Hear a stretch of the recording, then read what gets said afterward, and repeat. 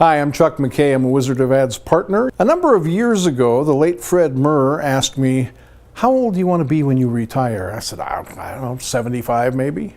He said, are you serious? I said, Fred, people retire and they die. I love my job. I'm going to keep on doing it forever. Well, I don't intend to stick with the job until I die. But I do intend to do it for a long time because I'm enjoying what I do. We all need to create an exit strategy from the companies we own and operate for a couple of reasons, and one of which is the bulk of our wealth may be tied up in equity in that company. And it's going to be very difficult to retire without taking that with you. So let's talk for a little bit about what you need in an exit strategy. You're going to need two numbers. The first is you need to know how much to sell your company for, and the second is you need to know when you're going to do that. So we need an amount and a timetable. And once you have that, any good marketing consultant can help you get there. What's the amount? It's a sum big enough that you could invest it, live on the interest, and never touch the principal. There are a few other strategies too, but that one's my favorite. So if you're going to be retiring by selling your company, the first thing we need to do is figure out how much money you need to retire on. And the second thing we need to figure is, will your company sell for that amount? For most of us, that answer is no. And we're going to have to grow the company to create enough wealth to sell the company for enough that we can then spend the rest of our time with the grandkids, or passing it along to the kids, or selling it to a total stranger for cash, or helping the employees to buy you out. But one way or the other, you need to plan your exit from the company. I don't care if you just started your business yesterday or if you've been doing it for 30 years. Trust me, you need to plan what's going to happen when you no longer choose to come to work every day. Investors who might be interested in your company are looking for three things: operational excellence, consistent growth with no surprises, and predictable cash flow. Well, the first thing in determining your selling price is to figure out exactly how much you're going to need. And whether you've taken it as salary or owner distributions or investor dividends, you're going to have to replace that much money. I've prepared this resource, and it's downloadable. Just click on the button. And it will help you figure out exactly how much you're going to need to live on and what you need to sell the company for to be left with that much. I don't intend to take you through this piece because, quite honestly, it's pretty straightforward and the steps are quite simple.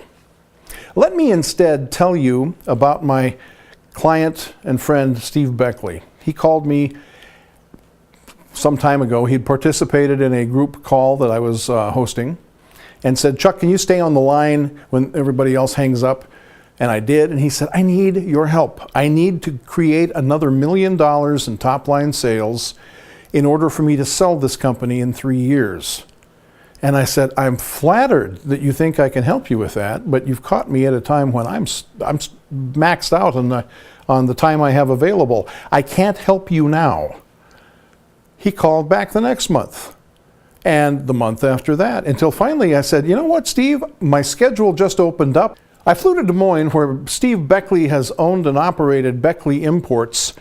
At the age of 22, Steve Beckley was the service manager of the local Mercedes dealer.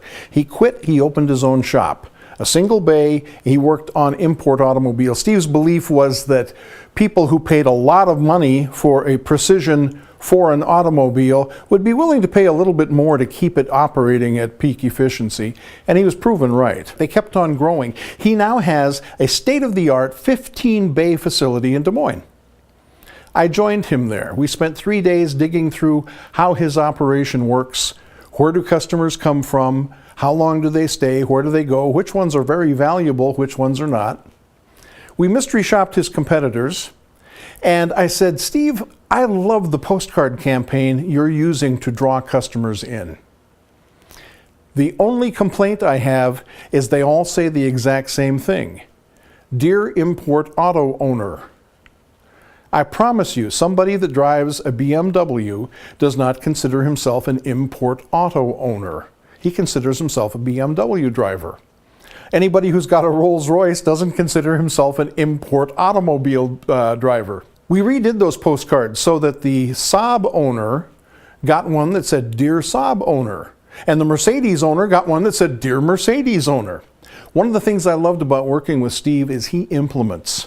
I gave him that recommendation on the 10th of February, and by March he had the new postcards out. He called me about the 7th of April and said, "Chuck, we just had our best month in the history of the company. We are $50,000 above where we predicted we would be for the month." And then in April, we were up about 50,000, and in May, we were up about 50,000. So if you annualize that, and I quickly did, we're 600,000 on our way to that million he needed. I looked at it and said, "Steve, you've got one customer leaving out the back door for every two you bring in the front door.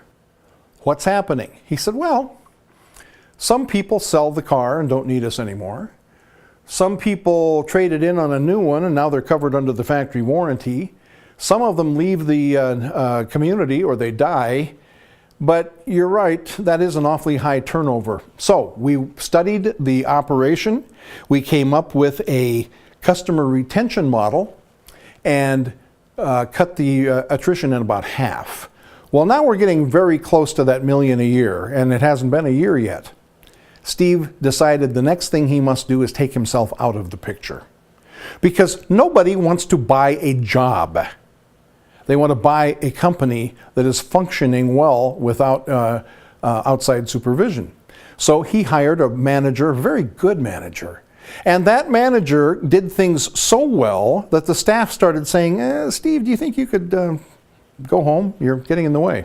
Steve took his mother to Turkey because she'd always wanted to see it. And then he visited an orphanage in Africa that he'd been supporting for a few years. He brought his tools with him this time and spent the next 2 months fixing and tuning up every Range Rover automobile that they had. That was the only brand they bought. When he got back to America, a couple of his buddies said, "Get your bike out."